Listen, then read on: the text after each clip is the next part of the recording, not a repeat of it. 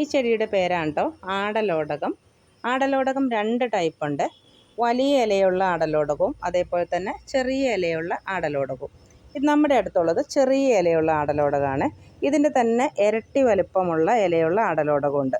പക്ഷേ അതിനെക്കാട്ടിലും ഔഷധ ഗുണം കൂടുതൽ ഈ ചെറിയ ഇലയുള്ള ആടലോടകത്തിനാണ് കേട്ടോ. നമ്മുടെ ഈ ചെടികൾ ഒരു വലുതായി ഒരു അത്യാവശ്യം വലിയ ചെടിയായി കഴിയുമ്പോൾ ഇത് കണ്ടോ, ഈ ഇലകളുടെ ഇടയ്ക്ക് നിന്നൊക്കെ ഈ ഇലകളുടെ തന്നെ പൂക്കൾ പോലെ ഇതുപോലെ വരും കേട്ടോ.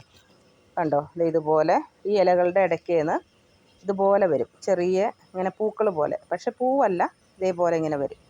ഇതിൻ്റെ ഇല നമ്മൾ വാട്ടി പിഴിഞ്ഞ് കുടിച്ച് കഴിഞ്ഞാൽ ചുമ മാറുന്നതായിട്ട് കാണാറുണ്ട്. അതേപോലെ തന്നെ ഇതിൻ്റെ നീര് പിഴിഞ്ഞ് നമ്മൾ മുട്ടയിലൊക്കെ ഒഴിച്ച് പൊരിച്ച് കഴിച്ച് കഴിഞ്ഞാലും നന്നായിട്ട് ചുമ മാറുന്നതായിട്ട് കാണാറുണ്ട്. നല്ല കയ്പ്പുണ്ട്. പിന്നെയെന്ന് വെച്ചാൽ ഇതിൻ്റെ ഇലയും തുളസി ഇല, തിപ്പലി, ചുക്ക്, കുരുമുളക്, പനങ്കൽക്കണ്ടം എല്ലാം കൂടി പൊടിച്ച നമ്മൾ കഴിച്ചാലും ചുമ മാറുന്നതായിട്ട് കാണാറുണ്ട് കേട്ടോ.